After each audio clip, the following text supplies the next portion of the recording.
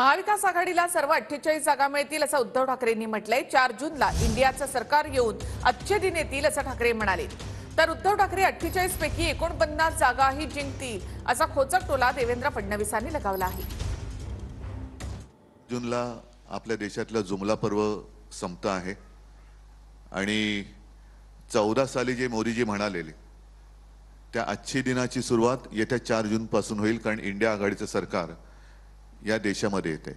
खरगेजी म्हटले की 46 जागा तुम्हाला मिळतील 48 पैकी। मी थोडं करेक्शन करतो, मी तर म्हणतो 48 च्या 48 मिळतील। मला एका पत्रकाराने विचारलं, म्हणाले उद्धवजी म्हणाले आमच्या 48 जागा येतील। म्हटलं उद्धवजींचं कर्तृत्व मोठं आहे, ते 48 पैकी 49 जागा देखील आणू शकतात।